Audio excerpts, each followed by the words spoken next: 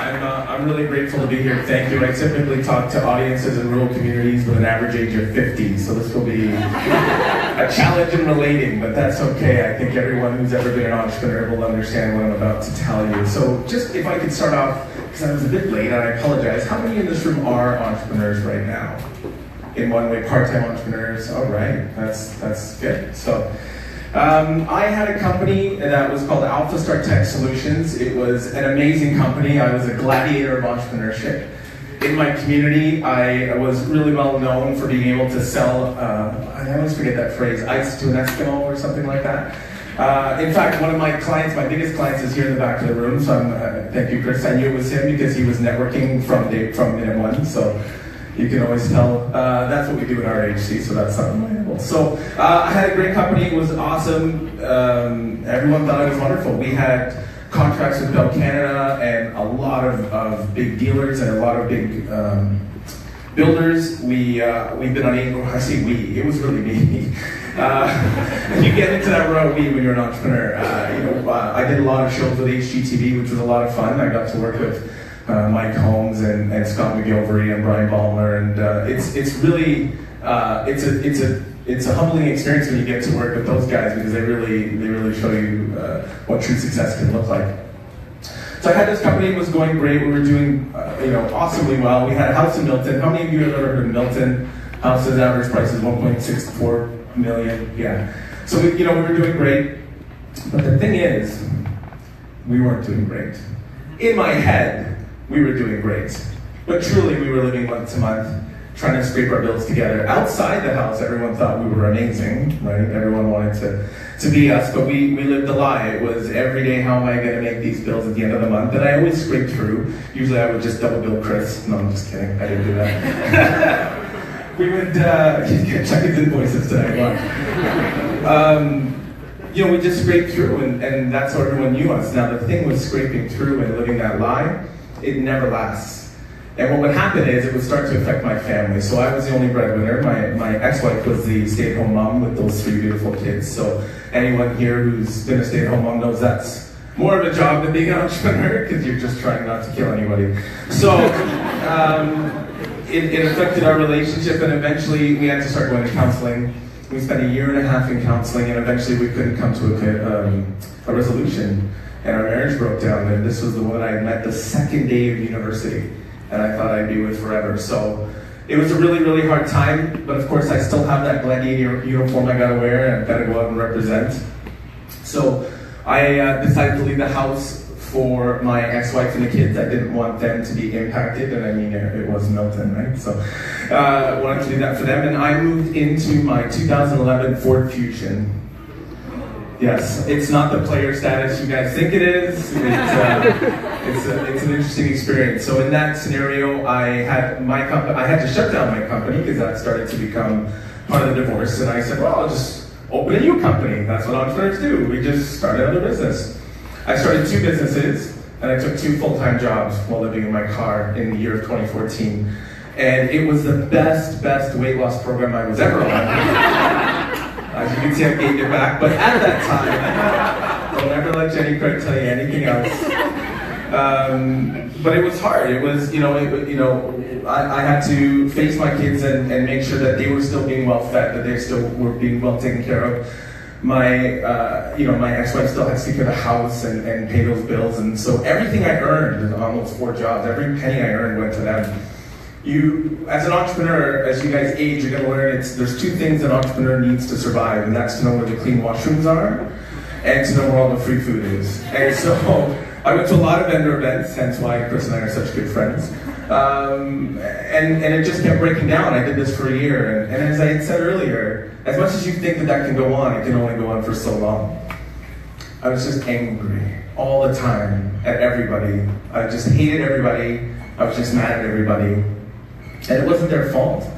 It was my fault. So I had moved all my stuff into my mom's place. She lived down in Niagara.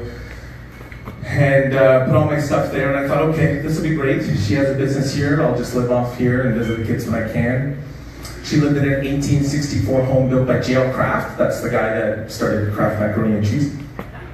So of course it caught fire, because, I mean, it's a home from 1864. So we lost everything. And when I say we, this time it's not the royal we. My mom was truly impacted. She lost, she was 64 at the time, 64 years of memories gone. And I remember sitting in the car with her and posting on Facebook, because I was not emotionally sound, asking people, how do I support this woman? Because I had no idea. I was dealing with these demons of my own and this anger. I had no idea how I was going to help her through it. So we got through it for the most part. She was underinsured, and the insurance company only gave her enough money to stay in a hotel. So back in the car I went, back up to GTA I went, and lived that life for a year. But it's funny, you go through all that, and you're really hustling, right? So I grew up in a time when our entrepreneur mentors were like Charlie Sheen and, right? Like, look how that turned out, right? So Charlie Sheen and Michael Douglas, where you're always hustling, you're always going. You don't face anything, you keep moving. You're like a shark. You've heard of all of these phrases before, or your parents have probably heard these phrases before. You're always moving, you never stop, you keep going. It doesn't matter what happens, because especially as a man, if you stop and reflect, you are less than a man. So I had to maintain at least the identity of a man, and of course my earlier identity as a gladiator. Head in the sand, kept going. By the end of 2014, I lost those 2 jobs. My companies had failed miserably. I had employees who were wanting to sue me for not paying them. It was a brutal time. And I'm sleeping in the car, and I got sick, wouldn't you know? I got a very, very serious lung infection, which forced me to go to the hospital. Now, as an entrepreneur, I have an OPIP card, but I have no other amenities. And what you guys will discover as entrepreneurs is, forgive me for saying so, there really isn't a lot of support for those who aren't paying into the CPP or other support systems. You guys are kind of on your own. So I remember going to the hospital, and they fed me, so I knew I loved it. I was like, yes, this is where I want to stay. They had free Wi-Fi, like I was sold. But I had a very severe lung infection, and I remember the doctor telling me that this might sound dramatic, Mr. Minhas, but to be honest with you, if you go back to that car, you're going to die. And I said, how bad could it be, right? Like, I'm just coughing, and it's not like there's blood coming out. It's like a Highway to Heaven kind of TV episode. I said, no, it's, turns out it was really that bad. And the medication to fix it was over $500. Now remember, everything I was saving was going to the kids. So I didn't have that kind of money. So I was lucky enough to find a friend who loaned me that money, who I just paid back, I think about 8 months ago. Remember, this is 2014. So in my, I was taking these shots, I hope you guys get this reference. This is from it's a movie called Rocky. If not, see you later. I was telling you, actually, I should have put more modern references, but this is how I think. You go through all that beating and that battering, you realize that all of these things are happening and you're angry, but when you lie in that hospital bed and there's nothing to do but go on really crappy free Wi-Fi, you start to reflect. And you start to realize, why did I get here? How did I get here? And I started to question why I was here. It was my ex-wife's fault, it was my mom's fault, it was Chris's fault, it was everybody's fault, it wasn't my fault. When I laid in that bed, I realized it was my fault, and I was the only one that could fix it, because nobody was going to come to my rescue. And so I had to humble myself. So as an entrepreneur of 15 years, I had to humble myself to look for a job. And if you've ever tried to look for a job after being an entrepreneur, it is the most scarring, humbling. I'd rather sleep in the car, but I knew I had to get my life back on track. So I was going through a series of jobs, found this amazing, amazing opportunity with the city of Barrie. And I said, well, I've been an entrepreneur for 15 years. There's no way a city is going to hire me. I'm definitely going to go over 1 minute. I'm sorry, darling. I'm going to have to hold you for that.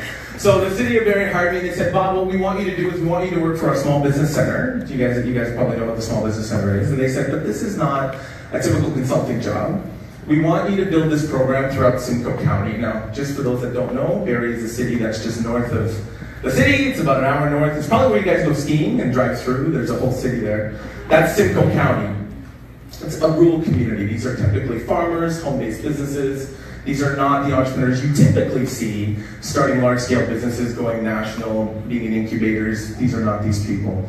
And she said to me, I remember when I got the job, she said, I told her a little bit about my story. I didn't tell her I was homeless because that would have just ruined the interview. But I told her a little bit, and she said, well, what we basically want you to do is we want you to help build programs so that people can learn from the mistakes you made.